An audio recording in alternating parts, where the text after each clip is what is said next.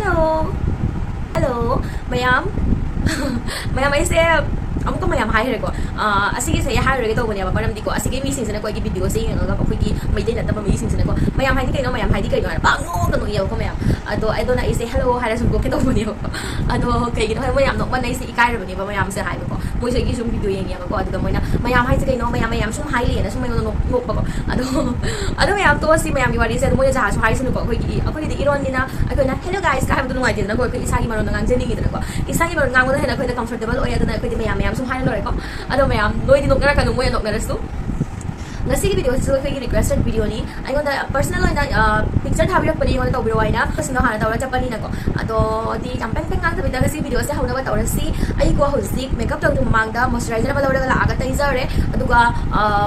day time to wora gadi ko akhoi ai punjin da tawo makeup wora gadi sunscreen amaga lawra ga soy and tedu aduga makeup se hawba yarani hozik makeup hawra si ko ngasi sa ko ka taw si han akhoi eye makeup hana taw si aduga adugi matong da base makeup taw si ko eye makeup taw bagi da magta ahan ba igi kayo ya set tap sige set tap se lower again thumbnail se bagi me am khara khoi gi shocking oi ba mong da si ko ra ta phai taw da thumbnail ga phai taw da mi da khara yeng ba power ga click taw ya ba ko aduna ai se ai sun doi mo ba taw ge ko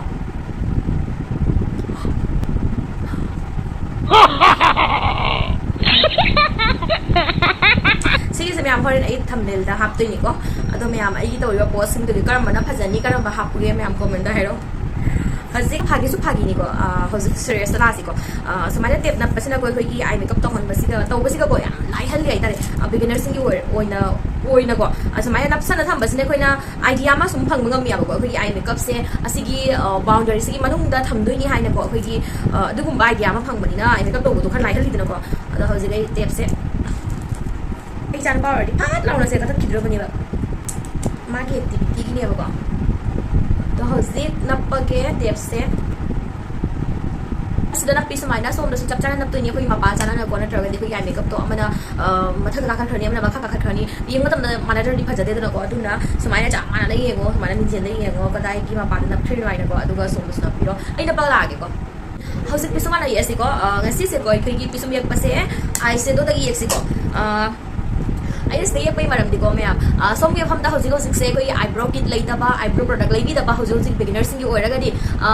eyeshadow palette amada gi jaha any palette amada gi koi brown color ba laura ga ko sum pisum ya pa ya ga ni ado brown color da sum yang leida na ko koi brown is dark brown sum khara sum light brown amma ma jaha to nang gi pisum color do matung ni na ko sum ye o ado ko mix match ta ura ga ha ba di color se mixing ta ura ga ko sum chana da sum ye pa ba ko ado ai ki pisum da ko dark ai ki pisum da dark brown color do present tawne ko yai ado na hojek sigi dark ko ba brown color laura ga pisum yak charage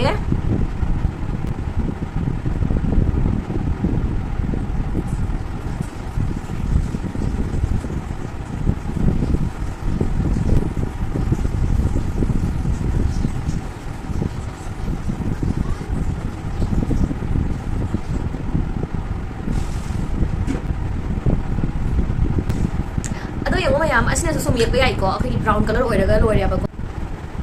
mayam pisum se ngalore hojik mayam yeng tam da khaji tang pisum se ko gi chau thok na color ga jang henduk le ra ba ko ado kai khan vi no hojik ai pisum da phajana ka khona se bi rage maram di ko isma henduk thok to se gi brush lo gi ba do adu gi ma gi kai no se am na hai di brush to pa da ba ko pisum yek brush ko gi patit pa ra ga ko gi apa ba flat oi ba do adu na yek pa da nungai ba ko asigi se di khara ko gi thaba brush ko aina sum sina sum yek khara ba adu na ne ba ko khara yeng ba da smai to se ado kai khan ga no hojik concealer ma lo ra ga phajana lo sem ge ko to charani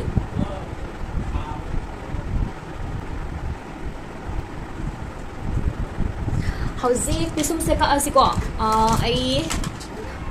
asigi inside ki concealer palette se gai color ma season rage ai asigi palette se ko ai ki kutu siga chana ba color ma laura gai hauzik pisum se ka rage yang he na ngo bolo na ka pudo ko gai yang matam na khitang ngo khat na ka layu do ko kana ko male ko ot male ko aduna ai khra ki skin gi color se ka ma chana ba color ma laura gai adu ka pisum se patna ka age kare yaman re se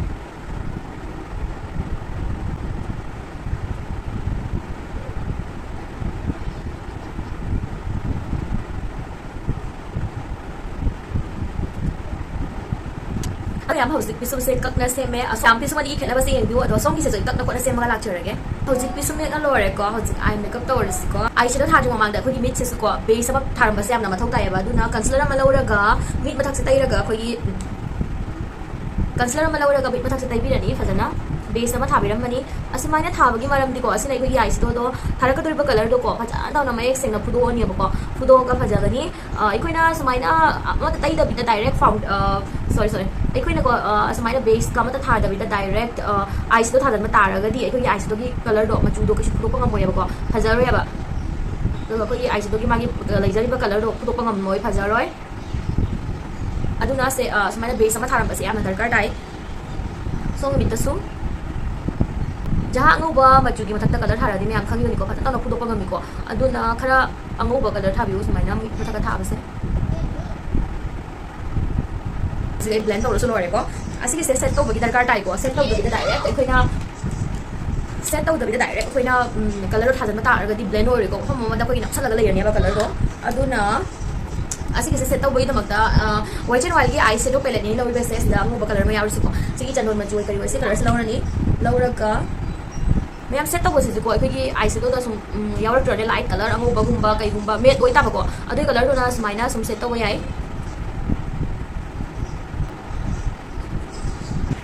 set taw lo re hojik eyeshadow thaba hore si khwaide ahan bada hojik transition color lo doi ni adugi na magta asda yaur basigi cool tone ki brown color se 6 laura ni yam light ho ko mid ki corners da outer corner outer b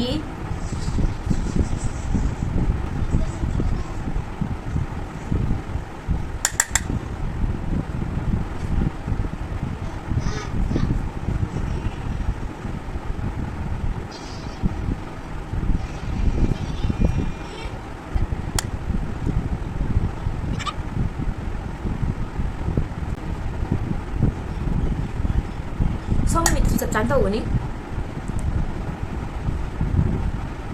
ahan ba transition color tai lora batung da housing clean brush ama lora ni fluffy blending brush asigi se lora ga color yaw to bi brush ni ko ma'am asigi se lora ga slice ka ko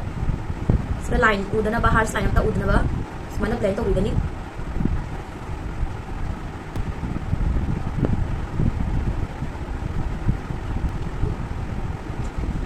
eyes ko thaba se ko ke su yam na lu da bani ba ko am ka phasana khang ra ga ni yeng ma tam da koi sum khang ni da ko yeng ma tam da khara marang to rangi asigi se hearts ko gi colors ya chal laga leire nan re khal laga di ko clean brush ma lo biro adu ga sai area se ga samana phasana blend to biro hausi ge mo mayam color se yeng ma tam da asigi mit se ga yeng asina phasana no koi color hearts la na to udra ga na na to no ure ko asu mai na cha na so ni mit da so ka blend to ra la char ge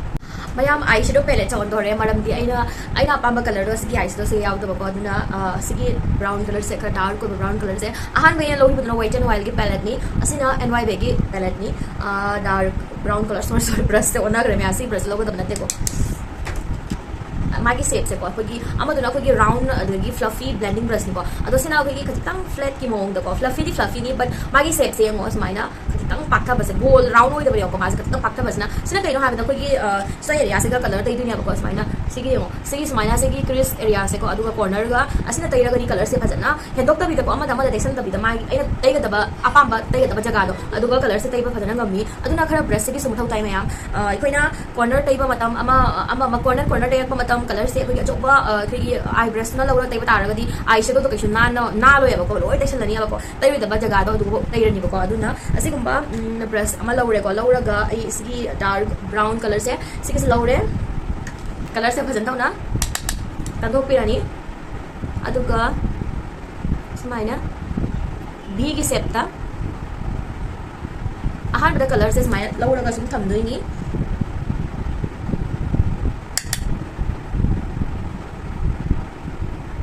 aduga si color se crease su khachitang balakani pura amanung bo pusaloi go ma'am color se corner ri parakani sibu ko habani corner of the dark thamduni color se ai se ma'am mingzen je ko hoi na smai yeng daga di hai na tam to oya ba na khachitang yeng da nuar mo ya ma to ki tam sorry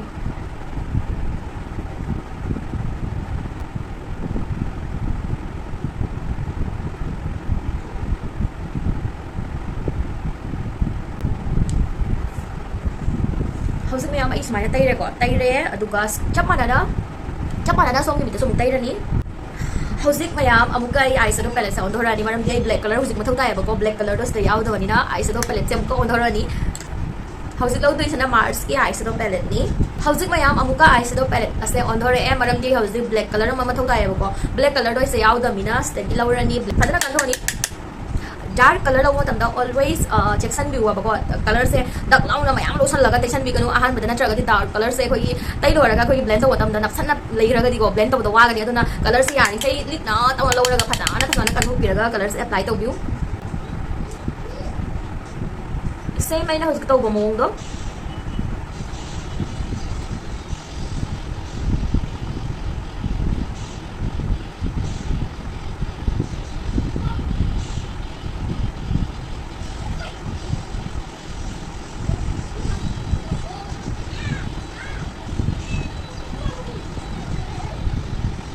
mana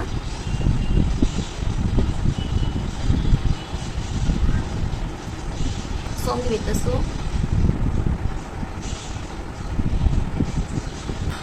houzik brush se on dhorani ko asina loina blend to bata raga di colors mix to raga phai o nusan rani crease se duna houzik khwai lagi ahan bata khoina tai ki basically light brown color se six low raga blend to biba pasana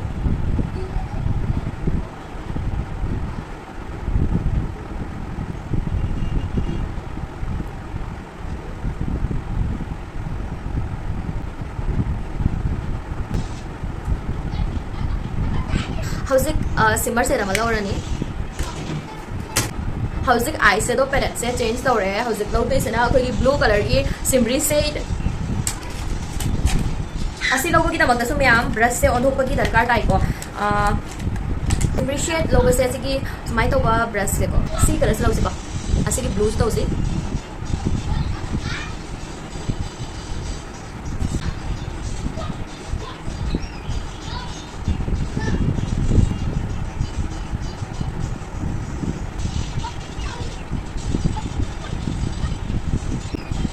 color se pura inner rombo pusalo ko blue color se ase middle la tham doi ni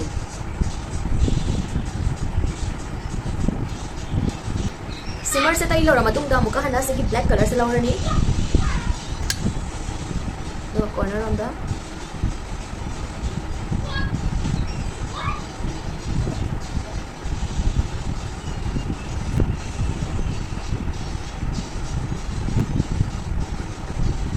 simmer de ki beki line kari ka se udana ba color sin se ko ma tongan loina udana ba ko adwa padna blend to biram ni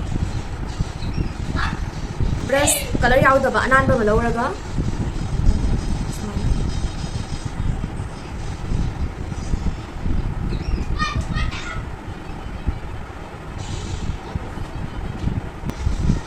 asma da blend to biram ni na ko gi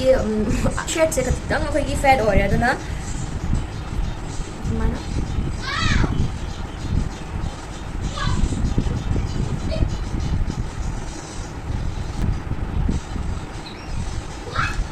inner rom da mate kale hori se sida angoba color ni eyeshadow hapkani si eye palette aswagi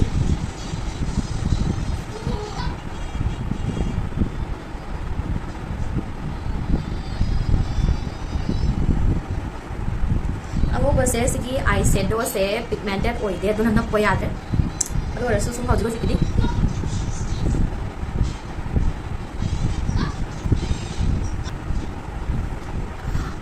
do hauzik ngo mayam eyeshadow se ngo smaina ai blend to da tar di siga aina ango ba hapaga smaina line legi sigo asigi line se uholo dunia ba ko aduna phajana blend to gani brush ama lawrani brush ama lawra ka hauzik sida color ang yaw dina blue color gi ko adu smaina mix to gani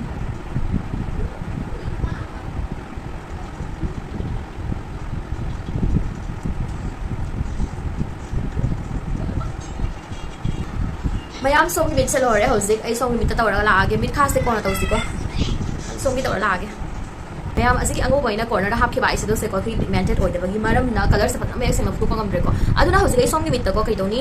white kajal se ko white kajal se na ko ki base ora smaya thara ga adu mathak tu ka ango ba ai se do se thaba tar da make se patna sem na thu ko ngam bani ba ko mayam khali aduna hauzik try to nge ko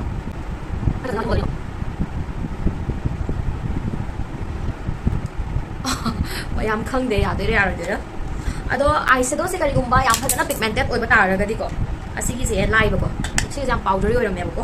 white eyeshadow say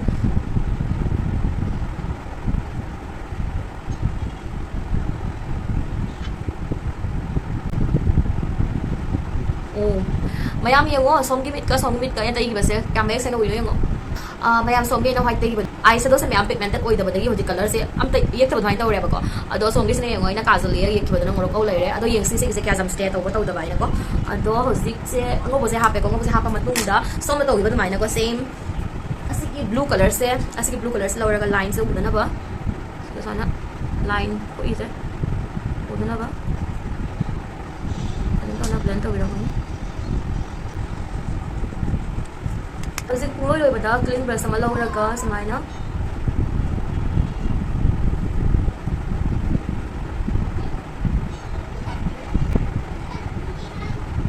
na dokpi gani mayam yengo white kajal na togi basna mayak seng na ure aduga songi sena mayak seng re da kamai thau sig hojik asigi mathak ta gumu kajal tishan bata ra gadi akhoi gi nura ka kamai tholo ko se gai ko try thoni henge ko mayam aduna mayam eyeshadow se akhoi gi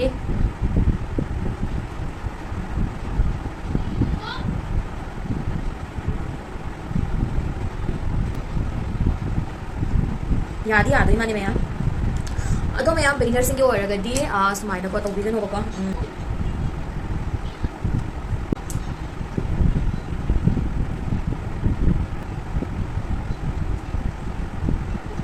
ado mayam ya waswana yadi agre gi eyeshadow se ase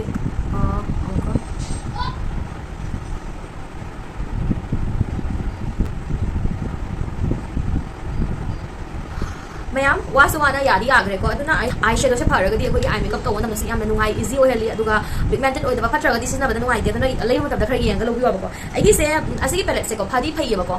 palette se ka mayam lo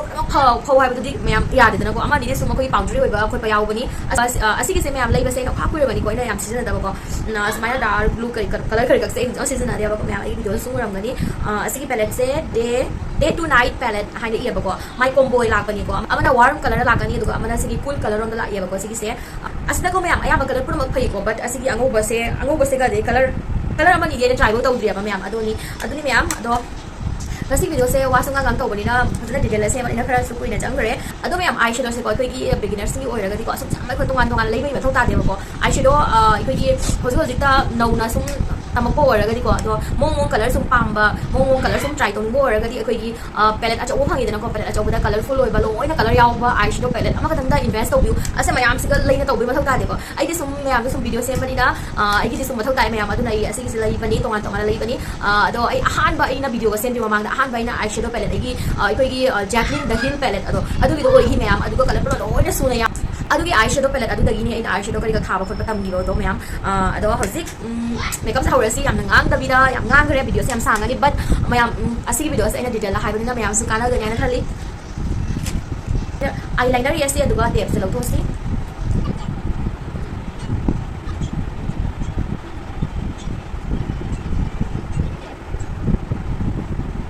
mayam liner thana lo re hojik depth se lo thoge ko depth tapagi kana ba do mayam hojik ubu phangani dan mayam ye ngo khoi line se pura sharp oi ga lei dry liner se na la taw ko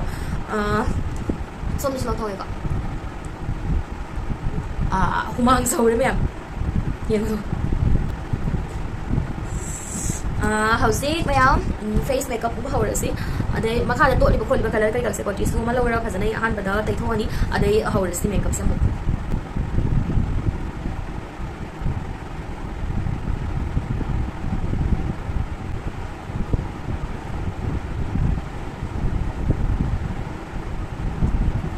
Howzik base makeup amu hore si ahan badai Maybelline Fit Me gi primer ama lawre ga howzik tairani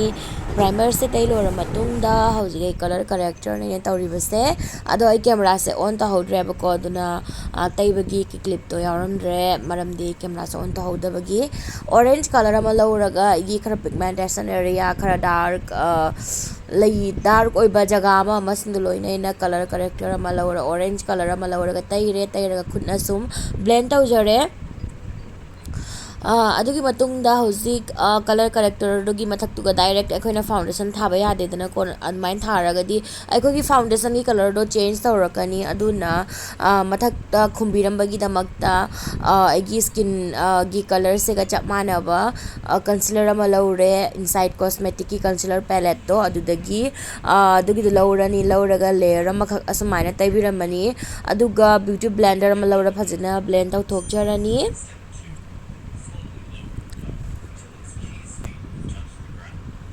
ꯍꯧꯖꯤꯛ ꯐꯥꯎꯟꯗꯦꯁꯟꯁꯦ ꯃꯌꯥꯝ ꯉꯁꯤ ꯑꯍꯥꯟꯕ ꯑꯁꯤꯒꯤꯁꯦ use ꯇꯧꯗꯣꯏꯅꯤ ꯃꯥꯔꯁꯀꯤ ꯐꯥꯎꯟꯗꯦꯁꯟꯅꯤ ꯑꯁꯤꯒꯤꯁꯦ ꯃꯌꯥꯝ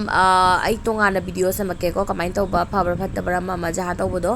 ꯁꯦꯝ beauty ꯕ꯭ꯂꯦꯟꯗꯔꯗ ꯂꯧꯔꯒ ꯑꯩ ꯐꯖꯅ ꯑꯃꯨꯛꯀ ꯕ꯭ꯂꯦꯟ ꯇꯧꯔꯅꯤ ꯕ꯭ꯂꯦꯟ ꯇꯧꯕ ꯃꯇꯝꯗ ꯃꯌꯥꯝ ꯗꯦꯞ ꯇꯧꯔꯒ ꯕ꯭ꯂꯦꯟ ꯇꯧꯕꯤꯌꯨ ꯍꯥꯏꯕꯗꯤ ꯗ꯭ꯔꯦꯛ ꯇꯧꯕꯤꯒꯅꯣꯕꯀꯣ ꯆꯤꯡꯕꯤꯒꯅꯣꯕꯀꯣ ꯃꯐꯝ ꯑꯃꯗ ꯆꯤꯡꯕ ꯇꯥꯔꯒꯗꯤ ꯑꯩꯈꯣꯏꯅ ꯃꯃꯥꯡꯗꯁꯨ ꯂꯦꯌꯔ ꯃꯌꯥꯝ ꯑꯃ ꯇꯧꯈꯤꯗꯅꯀꯣ ꯑꯩꯈꯣꯏꯒꯤ ꯀꯂꯔ ꯀꯔꯦꯛꯇꯔ ꯇꯧꯈꯤ ꯑꯗꯩ ꯀꯟꯁꯤꯂꯔ ꯇꯩꯒꯤ ꯈꯣꯠꯀꯤ ꯑꯃꯁꯤꯡ ꯂꯣꯏꯅ ꯀꯣꯛꯊꯔꯛꯀꯅꯤ ꯀꯂꯔ ꯑꯃꯒ ꯂꯣꯏ ꯃꯤꯛꯁ ꯇꯧꯔꯒ ꯑꯗꯩ ꯑꯩꯈꯣꯏꯒꯤ ꯐꯥꯎꯟꯗꯦꯁꯟꯁꯨ ꯑꯩꯈꯣꯏꯒꯤ ꯌꯦꯡꯕ ꯃꯇꯝꯗ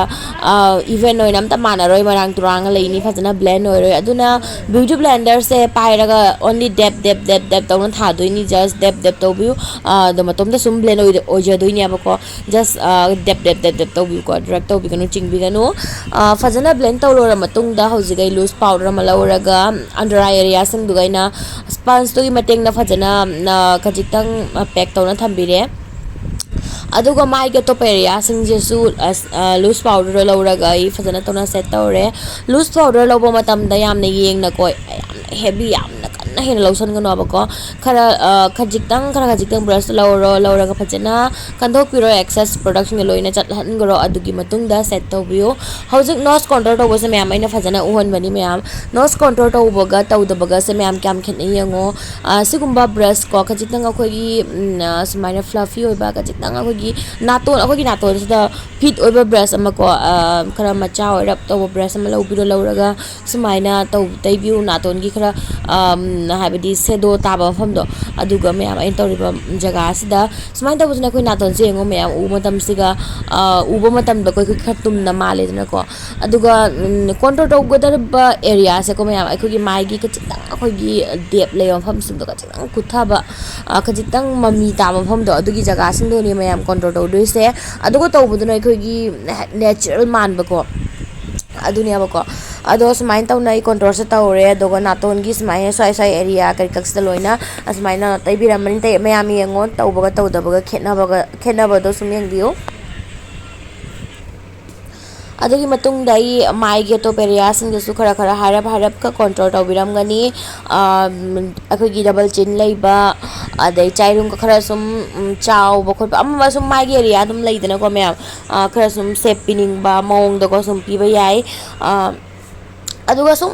ꯏꯁꯥꯒꯤ ꯁꯨꯝ ꯁꯦꯞ ꯇꯥꯅ ꯂꯩꯕ ꯃꯤ ꯀꯔꯤꯝ ꯇꯧꯗꯕ ꯃꯤ ꯍꯥꯏꯕꯗꯤ ꯏꯁꯥꯒꯤ ꯁꯨꯝ ꯁꯦꯞ ꯇꯥꯅ ꯂꯩꯖꯕ ꯃꯣꯏꯒꯤꯁꯨ ꯀꯣꯟꯇꯣꯔꯁꯦ ꯇꯧꯕꯒꯤ ꯗꯔꯀꯥꯔ ꯇꯥꯏꯌꯦꯕ ꯃꯔꯝꯗꯤ ꯑꯩꯈꯣꯏꯒꯤ ꯃꯥꯏꯁꯤꯗ ꯂꯦꯌꯔ ꯃꯌꯥꯝ ꯑꯃ ꯇꯧꯈꯤꯕꯅꯤꯅ ꯑꯩꯈꯣꯏꯒꯤ ꯅꯦꯆꯔꯦꯜ ꯑꯩꯈꯣꯏꯒꯤ ꯅꯦꯆꯔꯦꯜ ꯇꯥꯖꯔꯤꯕ ꯁꯦꯗꯣꯗꯀꯣ ꯑꯩꯈꯣꯏꯒꯤ ꯐꯥꯎꯟꯗꯦꯁꯟ ꯀꯔꯤꯀꯛꯁꯤꯅ ꯂꯣꯏꯅ ꯈꯨꯝꯖꯤꯟꯕꯤꯈꯤ ꯑꯗꯨꯅ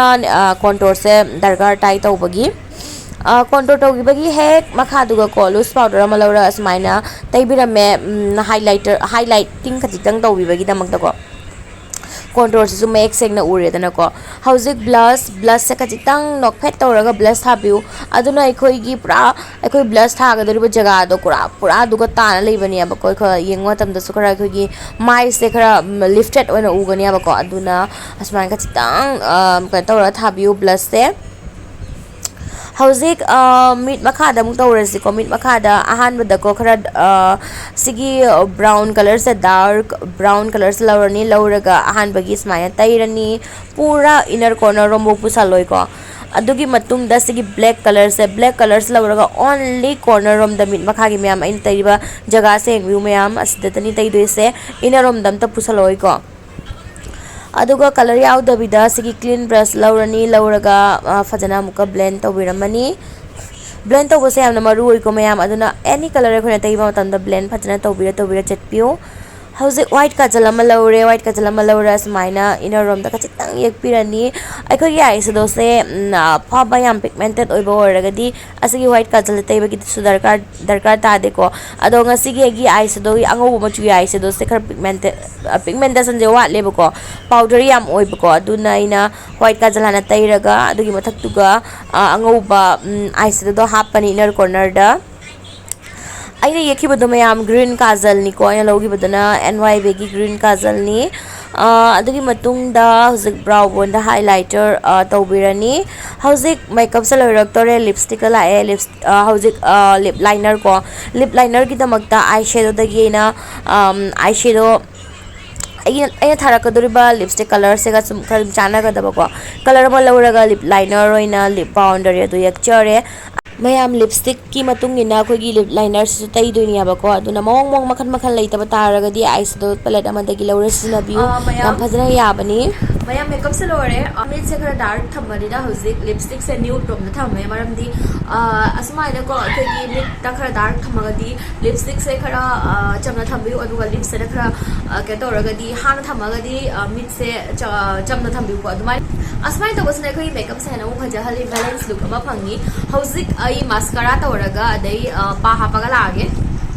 eyelash se khar natural thamge baram di agi makeup agi eye makeup singa sigi aseng mo yamna phajagare ko aduna ai pam de ko eyelash se myam achoba hapchalaga eye makeup se cover tawhanba aduna ai hojik khar natural oiba eyelash se hapjarage mai glue tai matam duga ko agi blush se khajika add toge maram di chamdagare ko aduga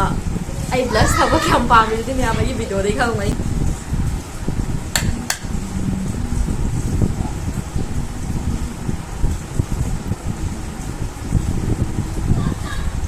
eyelash hapala hojik mascara mu tharasi ai mathak tharoi ko mayam ado mayam this da thok thok da ba already mathak da su tharo ad pani se samda han bi ko mayam ta senga haraba do ko mayam ai gi pa se ko cham ko gi chap chap ting bu do oi dia ba smai thek khara thek lap to raga leiya ba aduna ina false eyelash ka khapa matam do ko mascara thadra ga su ai gi pa se sum ma gi fake lash se ga gi pa se ga sum chana gi ko mayam mayam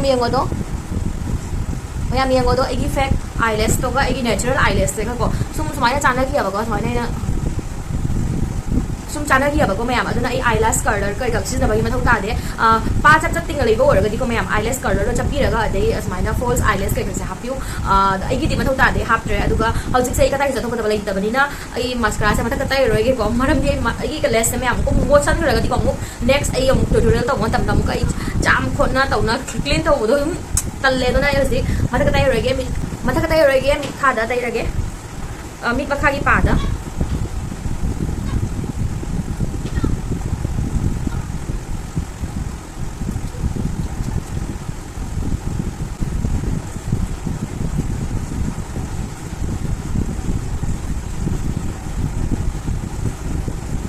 mascara than lore mayam hojik ai makeup sa lore ado highlighter watli ko highlighter am tawrasi mayam ai sigi Swiss beauty gi mayam asigi Swiss beauty gi highlighter se sigi am phabani ba ko mayam aduna ina se kair su nang dress mun thamne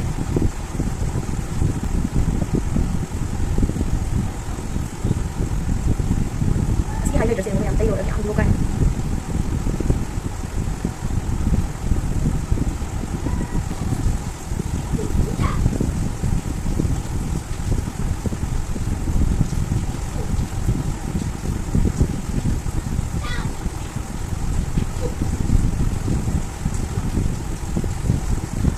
sa lore hojik ai setting spray chai lagi ado baksam ade na ko kai gatte ngaksam na ko kai gatte ji ko hojik tai raga setting spray chai ni ado sum lore ni ai tai lagi ma'am ado ma'am ai tai lagi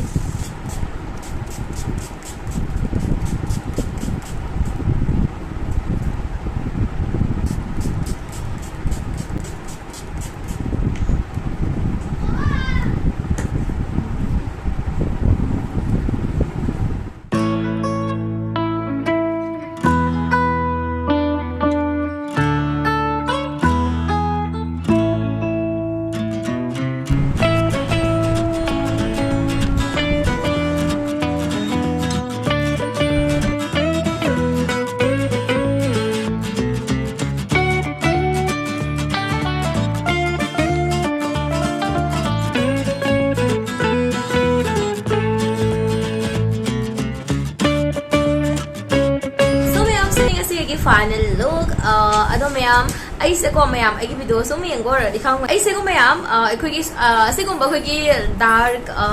ꯁꯦ ꯑꯗꯨꯝ ꯊꯥꯒꯟꯗꯦꯕꯀꯣ ꯀꯥꯏ ꯀꯥꯏ ꯆꯠꯄꯗ ꯍꯥꯏꯁꯦ ꯑꯗꯨꯝ ꯇꯧꯒꯟꯗꯦ but ꯉꯁꯤꯁꯦ ꯇꯧꯔ ꯃꯇꯨꯡꯗꯀꯣ ꯁꯤꯒꯤ ꯑꯥꯏ ꯃꯦꯀꯞꯁꯦ ꯇꯧꯔ ꯃꯇꯨꯡꯗ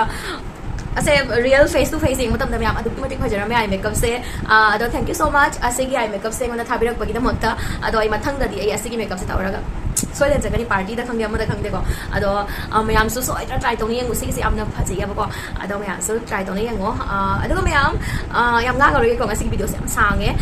ꯑꯗꯣ ꯃꯌꯥꯝ ꯉꯁꯤꯒꯤ ꯃꯦꯀꯞꯁꯦ ꯁꯣꯏꯗꯅ ꯇ꯭राꯏ ꯇꯧꯅ ꯌꯦꯡꯉꯣ ꯑꯗꯨꯒ ꯑꯩꯒꯤ ꯚꯤꯗꯤꯑꯣꯁꯤꯗꯒꯤ ꯈꯖꯤꯛꯇꯪ ꯐꯥꯎꯕ ꯀꯥꯟꯅꯕ ꯐꯪꯂꯒꯗꯤ ꯈꯖꯤꯛꯇꯪ ꯐꯥꯎꯕꯀꯣ ꯀꯥꯟꯅꯕ ꯐꯪꯂꯒꯗꯤ ꯚꯤꯗꯤꯑꯣꯁꯦ ꯌꯦꯡꯕꯗ ꯅꯨꯡꯉꯥꯏꯕꯤꯔꯒꯗꯤ ꯚꯤꯗꯤꯑꯣꯁꯤꯕꯨ ꯂꯥꯏꯛ ꯃꯆꯥ ꯑꯃꯇ ꯇꯧꯔ ꯆꯠꯄꯤꯌꯨ ꯃꯌꯥꯝ ꯑꯩꯅꯀꯣ ꯃꯦꯀꯞ ꯂꯨꯛ ꯑꯃ ꯁꯦꯝꯕꯗ ꯃꯌꯥꯝ ꯌꯥꯝꯅ ꯋꯥꯈ꯭ꯔꯄꯣꯠꯅꯦꯕꯀꯣ ꯑꯗꯣ 20 ꯃꯤꯅꯤꯠ 10 ꯃꯤꯅꯤꯠꯀꯤ ꯚꯤꯗꯤꯑꯣꯁꯦ ꯑꯩꯈꯣꯏꯒꯤ ꯄꯨꯡ ꯀꯌꯥꯒꯤ ꯃꯦꯍꯅꯠꯅꯦꯕ ꯑꯗꯨꯅ ꯃꯌꯥꯝ ꯑꯦꯄ꯭ꯔꯤꯁꯤꯌꯦꯠ ꯇꯧꯕꯤꯔꯝꯃꯣ ꯀꯔꯤꯒꯨꯝꯕ ꯄꯥꯝꯕ ꯇꯥꯔꯒꯗꯤ ꯂꯥꯏꯛ ꯇꯧꯕꯤꯔꯝꯃ ꯆꯠꯄꯤꯌꯨ ꯂꯥꯏꯛ ꯇꯧꯗꯅ ꯆꯠꯄꯤꯒꯅꯨ ꯑꯗꯨꯒ ꯑꯩꯒꯤ ꯆꯦꯅꯦꯜ ꯑꯁꯤꯗ ꯑꯅꯧꯕ ꯆꯪꯕꯤꯔꯛꯄ ꯑꯣꯏꯔꯒꯅ ꯆꯦꯅꯦꯜ ꯑꯁꯤꯕꯨ subscribe ꯇꯧꯁꯟꯕꯤꯔꯝꯃꯣ ꯑꯗꯨꯒ ꯃꯊꯪꯗꯁꯨ ꯃꯌꯥꯝ ꯀꯥꯟꯅꯕ ꯚꯤꯗꯤꯑꯣ ꯃꯌꯥꯝ ꯑꯃ ꯄꯨꯔꯛꯆꯒꯦ ꯍꯥꯏꯅ ꯍꯣꯠꯅꯖꯔꯤꯀꯣ ꯑꯗꯨꯅ ꯃꯌꯥꯝ subscribe ꯇꯧꯁꯟꯕꯤꯔꯝꯃꯣ ꯍꯧꯖꯤꯛ ꯔꯦꯒꯨꯂꯔ ꯂꯥꯛꯇꯣꯏꯅꯦ ꯑꯩꯒꯤ ꯚꯤꯗꯤꯑꯣꯁꯦ ꯁꯞꯇꯥ ꯑꯃꯗ ꯚꯤꯗꯤꯑꯣ 3 ꯁꯨꯡꯁꯣꯏ ꯁꯣꯏꯗꯅ ꯂꯥꯛꯀꯅꯤ ꯑꯗꯨꯒ ꯍꯦꯟꯅ ꯂꯥꯛꯄꯁꯨ ꯌꯥꯎꯒꯅꯦꯕꯀꯣ ꯑꯗꯨꯅ ꯆꯦꯅꯦꯜ ꯑꯁꯤꯗ ꯑꯅꯧꯕ ꯆꯪꯕꯤꯔꯛꯄ ꯑꯣꯏꯔꯒꯗꯤ subscribe ꯇꯧꯁꯟꯕꯤꯔꯝꯃꯣ ꯍꯥꯟꯅꯗꯩ ꯁꯨꯝ ꯌꯥꯝꯄ subscribe ꯇꯧꯕꯤꯗꯕ ꯑꯣꯏꯔꯒꯗꯤ subscribe ꯇꯧꯁꯜꯂꯣ ꯁꯤꯒꯤꯁꯦ ꯄꯨꯔꯥ ꯐ꯭ꯔꯤꯅꯤꯀꯣ ꯑꯗꯨꯗꯤ ꯃꯌꯥꯝ ꯉꯁꯤꯒꯤꯗꯤ ꯃꯇꯥꯡ ꯑꯁꯤꯗ ꯚꯤꯗꯤꯑꯣ ꯑꯁꯤ ꯁꯨꯝ ꯂꯣꯏꯁꯤꯟꯖꯔꯒꯦ ꯑꯗꯨꯗꯤ ꯕꯥꯏ